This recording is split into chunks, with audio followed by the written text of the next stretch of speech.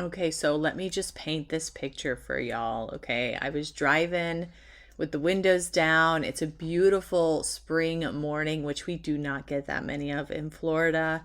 So I'm just loving life, singing so loud, not a care in the world, don't care who's next to me. It was quite funny, but I had a realization, and that is how many of us use our voices when we need to. Because I'm going to tell you something, there is something very freeing about just belting it out, living your life in such a way where your voice is being heard by others. So let's dig into today's topic. Obviously, it's about the power of that voice from a different perspective. I can't wait to share it with you guys. Hey friend, welcome to Deep Healing for Creative Entrepreneurs. My name is Aubrey Barr, and I am a subconscious release technique practitioner and photography business owner. I know you are sick of ending your day feeling overwhelmed and exhausted, and you are seeking a solution to help you feel creatively inspired and actively engaged in your business as well as personal life. In this podcast, we are going to dig into any limiting beliefs or subconscious programs that are keeping you in a space filled with anxiety and stress. This work is not a temporary solution for your life. No, this is a complete transformation. So grab your coffee or tea and let's start you on the road to healing. And let me just say, you can do this. You are worth it, and you are meant to thrive in life and business. So let's dig in.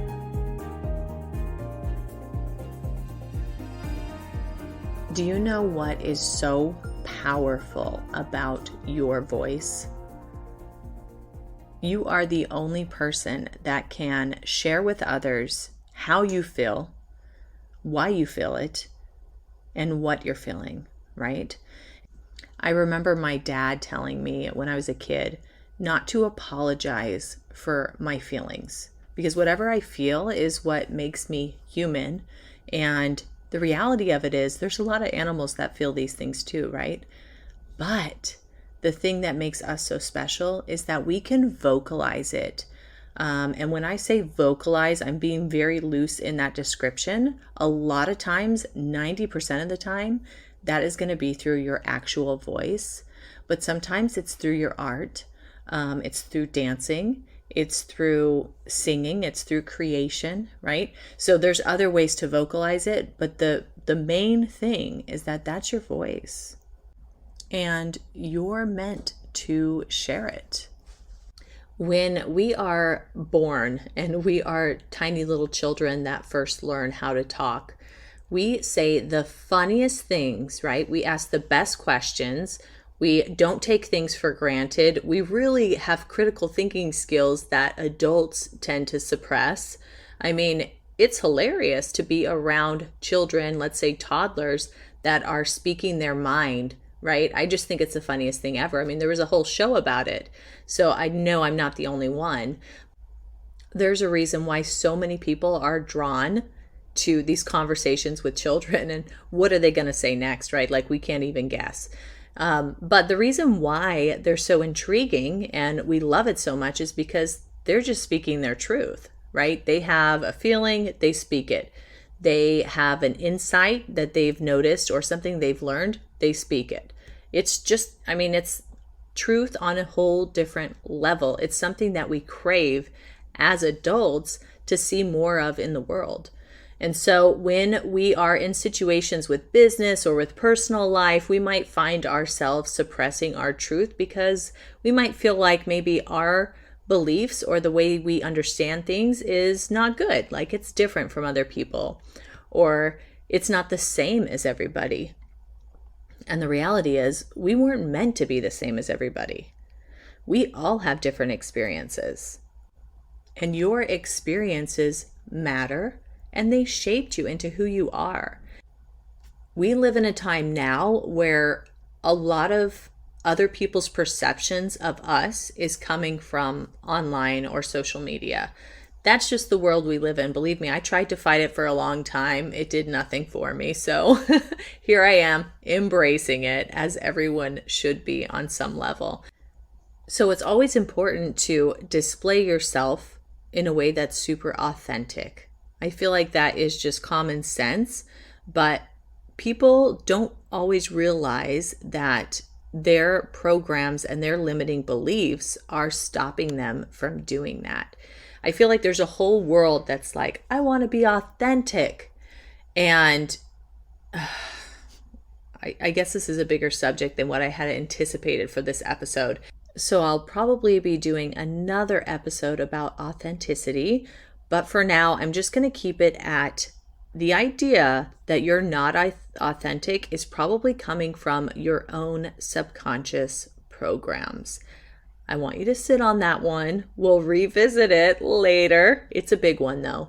But the sooner we realize, like on a personal level, that it's better for us to speak our truth, the more in line we are going to be with our intuition, the more in line our life is going to be with our personal path, and the more inspiration we're going to give to other people. Okay? So I just want you to think about that and think about how that resonates with you. If you're somebody who has really high discernment, I definitely think that I fall in that little category. I feel a lot in my gut. And I'm also a manifesting generator, which is the human design profile. Any generator really feels a lot in their gut. So they get like a yes or a no. So you may be one of those people that get that intuition. And the question is, what do you do with it when you get it? Because if you get a yes about something and you feel strongly about it, and then you never speak it into existence, or you never, vocalize it through your art, then who are you really helping?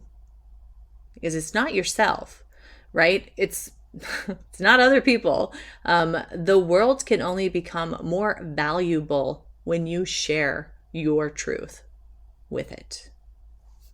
When we don't share what our intuition is telling us to, we, in essence, dull that feeling, and we kind of brush away that emotion of what is trying to tell us. And we essentially tell our bodies, hey, I'm not really interested in getting any kind of intuition or direction through this way. So I'm just going to ignore it. And, maybe you don't need to do that anymore.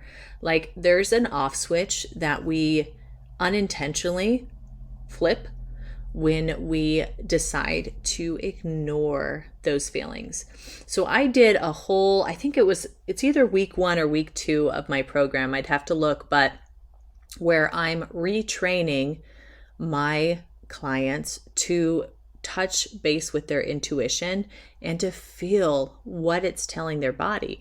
Because a yes for me is going to be totally different than a yes for you. And everybody is capable of receiving a yes or a no through intuition. But I find it so valuable to be able to discern that and use it for the betterment of you and your life, and in turn, the people around you, your family, right? These are all things that can only get better through using your voice. So what are some other ways that you connect and you listen and then you follow through? Because that is the true cycle of using your voice and making yourself heard. There's a lot of people who, on a more entrepreneurial side, did I even say that right? Business side, that will say, I post these beautiful pictures or artwork or whatever, and I don't get anybody looking at it. Like, how come they can't see it? And how do I help people to see me more and see my work more? Right? We are in a world where we are literally like standing in the middle of, a million people, and we all have this horn and we're like, hey, look at me, I'm over here. And hello, it's brutal out there. It really is. You have to attract people through your voice. Okay. So whatever it may be, I would suggest putting more of your truth into it. whether that's your art or your website or your content in general, add a little more of you. We want to hear about you. Honestly, there's other people that do what you do. I mean, that's just reality, right? We all know that. There is other people that do what I do, but they're not me, right? And I want people to know who I am, because if you know who I am and I resonate really well with you and you feel like you can learn things from me and you can heal on a deeper level from the things that I do, but I never share it with you, then who's getting the disservice? Well, it's me, but it's also you, right? So I need you to think about it differently. Don't be afraid of who you are. Don't be afraid of your opinions and your perspective. The world needs different perspectives. That's how we grow. That's how we learn. That's how we share our empathy and are able to put ourselves in other people's situations. So I'll leave that one the way it is, but I do want to say before I close out this episode that some of the bigger subconscious programs that I see come up with this are ones of involving being seen, right? That is such a huge one. It's like you can post these beautiful things, but if your subconscious programs are like, don't look at me, I did do good this time, but usually I'm not so great. Or, I had to work for 5 extra hours just to get this one thing done because I'm not as good as so-and-so, right? Like these are all things that are coming out in the way that you speak.